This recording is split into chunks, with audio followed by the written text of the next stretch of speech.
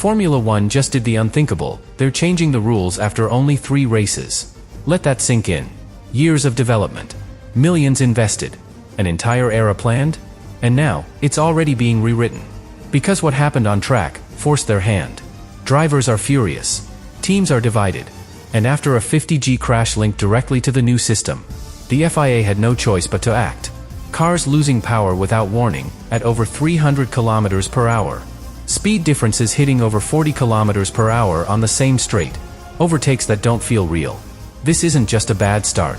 This is a full-blown crisis. And here's the twist. The changes coming from Miami won't just fix the problem. They could completely reshape the grid. Winners could lose everything. Struggling teams could suddenly rise. And for the first time in years, Formula One is making emergency changes in the middle of a brand new era. But the real question is this: are they fixing the sport, or trying to hide a much bigger mistake? Stay with me. At first, nobody expected the FIA to react this fast. That's what makes this moment so unusual. Because Formula One doesn't change rules overnight. It debates. It negotiates. It delays. But this time, everything accelerated. Why? Because the problem wasn't just visible. It was undeniable. From the very first race, drivers were already raising concerns. Not aggressively. Not dramatically. Just small comments. Strange behavior. Unpredictable moments. Things that didn't quite make sense.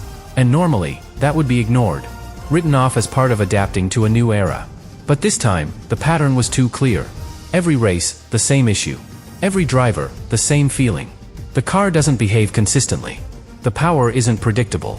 The system is deciding too much. And that's where the tension begins.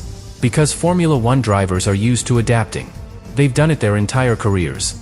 Different cars. Different regulations. Different eras. But this felt different. Because this wasn't just difficult. It was uncontrollable. And that's the word that started to spread. Uncontrollable. The car could suddenly lose power. Not gradually. Not smoothly. Instantly. Right in the middle of a straight. Right when it matters most. And when that happens, you're no longer racing. You're reacting. And that's not what Formula One is supposed to be. But here's where everything becomes critical. Because the FIA didn't just respond to complaints. They responded to evidence. Real data. Real incidents. Real risk. Because when engineers started analyzing the telemetry, they saw exactly what the drivers were describing. Massive drops in power. Extreme variations in speed. Situations where one car is accelerating, while another is effectively slowing down. On the same piece of track. At the same moment. That's not just inefficient. That's dangerous. And that's why the reaction changed so quickly. Because once the data confirms the problem, there's no room for debate. Only action. But here's the detail that makes this even more serious.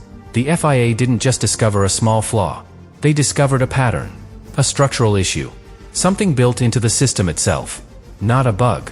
A consequence. And that's why the changes being discussed are not cosmetic. They're fundamental. Adjusting power levels.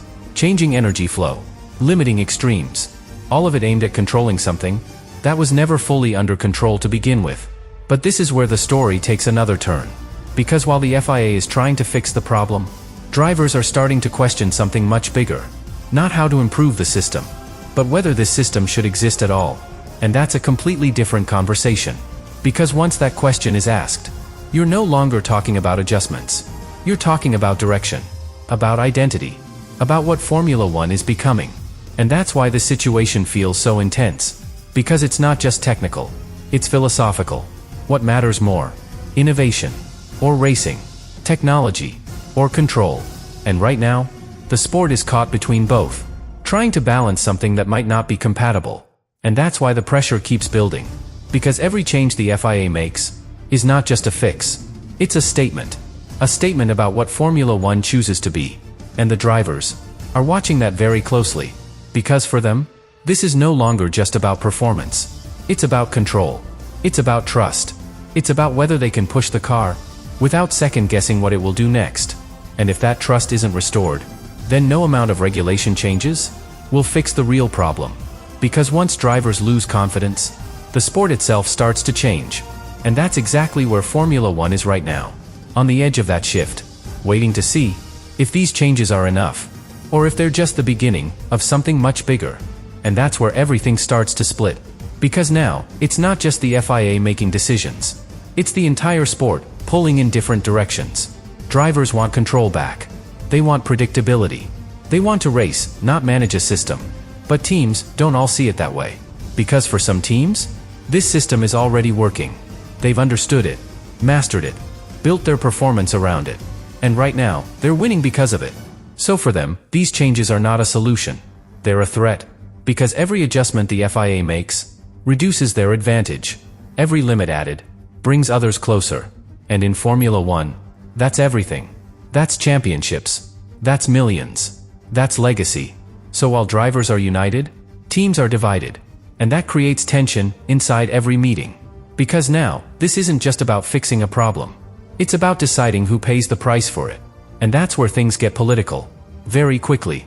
Because the FIA cannot satisfy everyone. If they push too far, they punish the teams who got it right.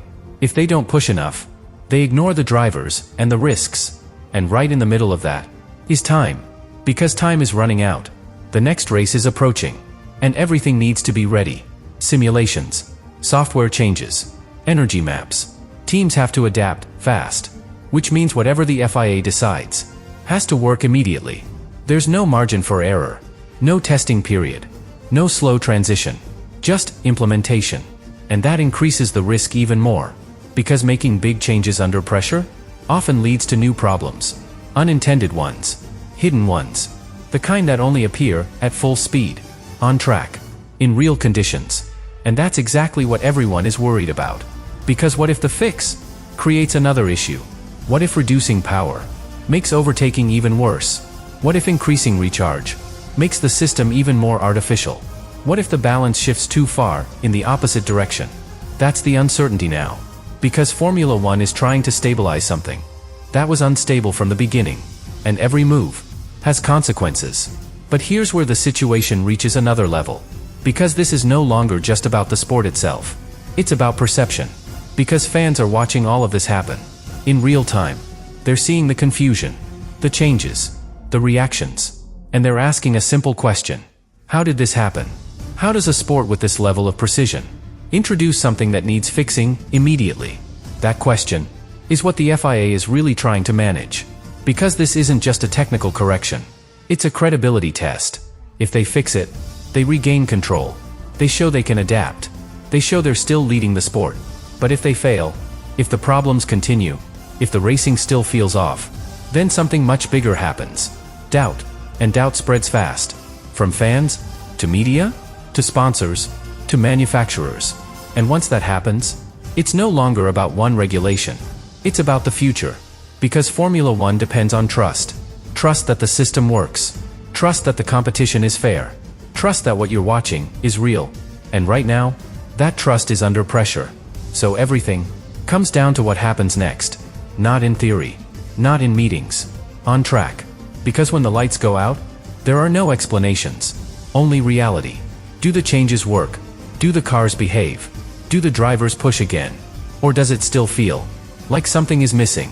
Because if it does, if that feeling remains, then this doesn't end in Miami. It grows. More questions. More pressure. More division. Until the FIA is forced into something even bigger. Not adjustments. Not updates. A complete rethink. And that's the moment they've been trying to avoid from the very beginning. Because once you reach that point, you're not fixing the rules anymore. You're admitting that something went wrong at the core. And that is the truth Formula One is getting closer to with every single race. And if it reaches that point, there's no going back. Because Formula One doesn't just reset overnight.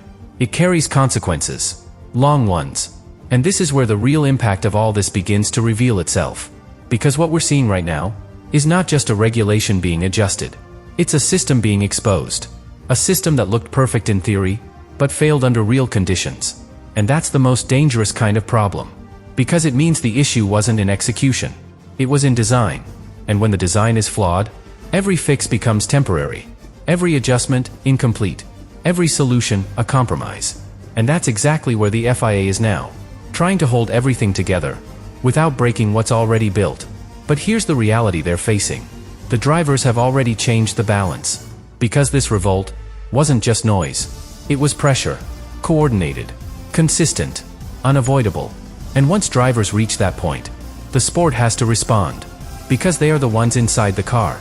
They are the ones taking the risk. And when they all say the same thing, it carries weight. More than data. More than simulations. More than projections. And that's why this moment feels different. Because for the first time in this new era, the drivers are not adapting to the system. The system is being forced to adapt to them. And that shift is massive. But it also creates something else. Expectation. Because now, every change the FIA makes will be judged immediately. Not over a season. Not over time. Instantly. Does it work? Or does it fail? And that's a dangerous position to be in.